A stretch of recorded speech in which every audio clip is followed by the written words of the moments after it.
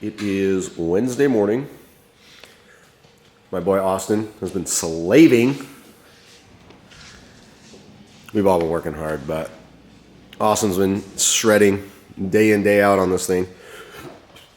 We have the car corner balance and aligned, which I'm actually pretty stoked on the height right now. She's tucking, looking good. So it's actually pretty interesting, but the at this height, our arms are actually perfectly level and straight. But yeah, man, ton of work by everybody from Austin, Dustin, myself, Joel. Yeah.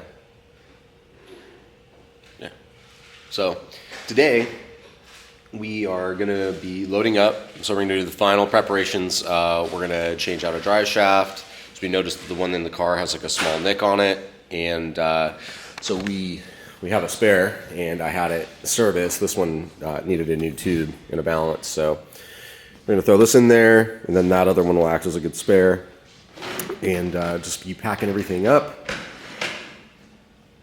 put it in the trailer, and then we are going to head to a track that's about 2.5 hours south of here, and we'll do a little bit of testing and then make our way into Orlando.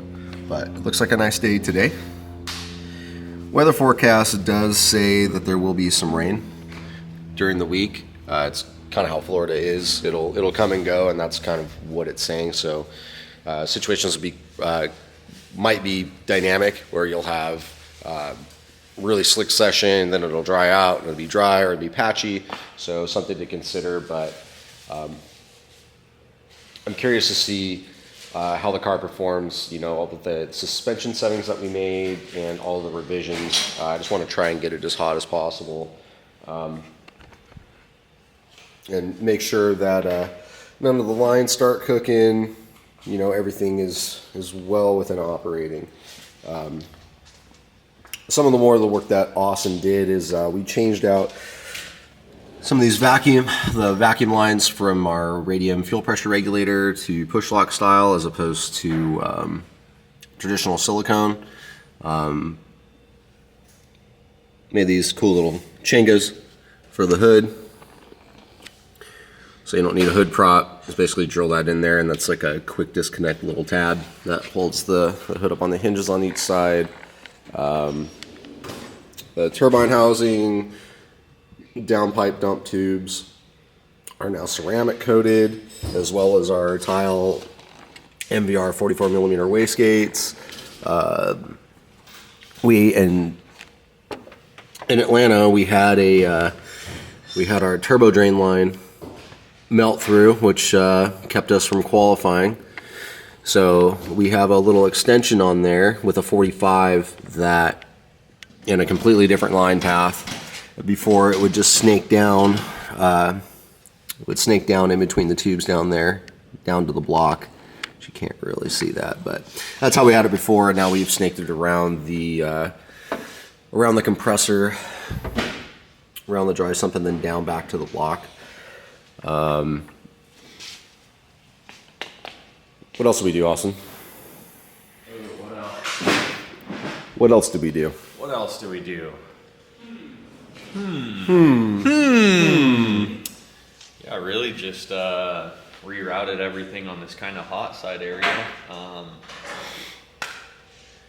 It sounds way more simple when we actually talk about it. I don't like talking about it afterwards, because it's like shred for 2 weeks straight, and then it's like, what'd you do?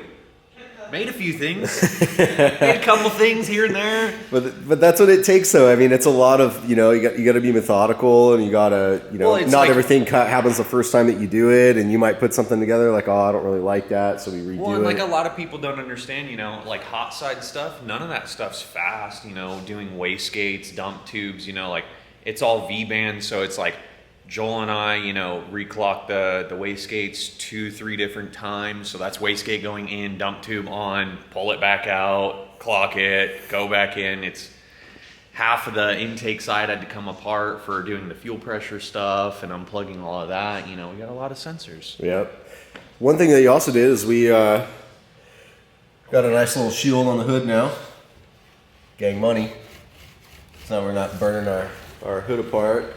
We also took the dash out and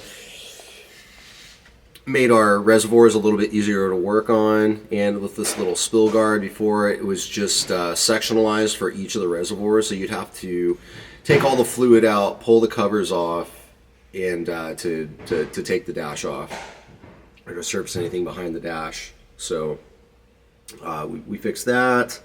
Velcroed the shifter boot on. It's a bunch of little small stuff. We also serviced our power steering pump. We noticed that when I was pulling it out of the trailer into the shop, I noticed that the pump, we run MR2 SW20 power steering pumps. So this is actually good.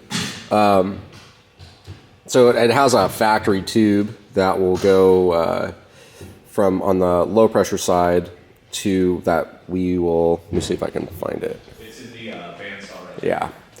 So we have, this is like your factory tube that would come in there. This is like a press fitting. And then we had we just welded a little tube with a fitting on there, but it kind of fit kind of weird inside the car. So a better fix is that we tapped it for 3/8 MPT with a fitting on there, and then it just goes through the floor. And we also ported the pump a little bit, give it a little bit better flow, and then we cleaned it because I noticed in the reservoir when we opened it, it had like some silver flakes in there, so something definitely wasn't working right. But we went through it, serviced it, cleaned it up, and we added an inline filter for the pump as well. And things seem to be working pretty well with that. Fixed our brake bias. Our brake bias was completely off, and then we had also noticed some of our brake lines were leaking. So we went from, we had 45 fittings, and I felt like the lines were a little bit short, so it was kind of stressing them. So we went to a longer length, to a 90-degree fitting, and ran around the control arm up over the subframe, so it's not binding or stressing the line out. And a massive alignment. I mean, we completely squared the car, more than I've ever really gone through a car. I mean, Dustin, with his IMSA background, his tricks of the trade are far superior than ours. So that was pretty cool to do. Everything has been mapped out. We took out our fuel cell, threw in some new pumps, new filters, and yeah, just really went through this thing with a fine-tooth comb with all the detail work. But I'm gonna help my boy right now get loaded up. Let's do some testing.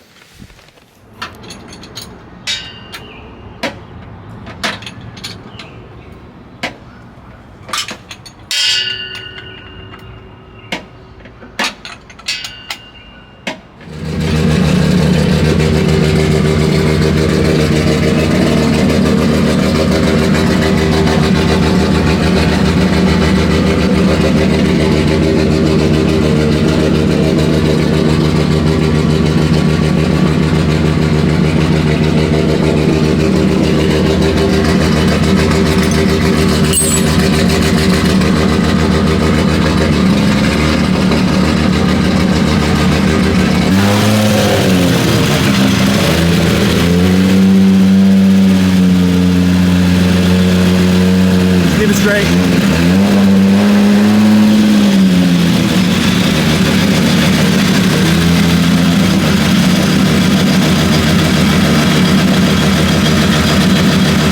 You're good.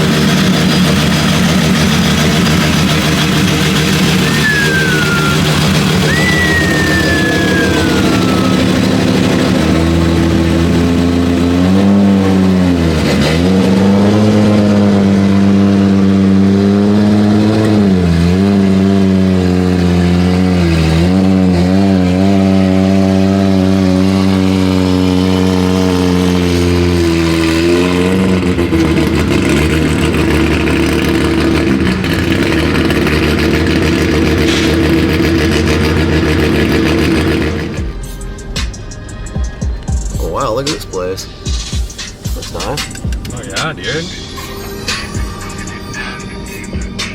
Little lake.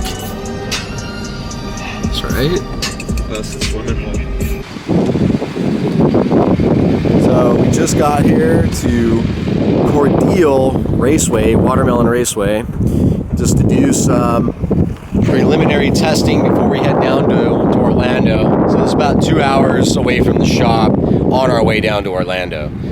We try to make our way down here, but our trailer's a little long, and as you can see, our trailer has definitely seen better days, and it doesn't need any more help getting any more tweaks. So we're gonna just post up right here, get the car unloaded, and Dustin's on his way. He'll be here soon, and it looks like someone was already out there having some fun, laying some lines down. So I don't know if we can hit the bank here. I'd like to hit the bank here, because then that way we can get like a generalized setup of how the car is going to react. But yeah, nice place. Nice place. Yeah, we need a new trailer stat. This thing has definitely seen better days. But, you know, for everything that we got going on, it's the best we got. And in life, you got to make the best with what you have. And that's how it goes.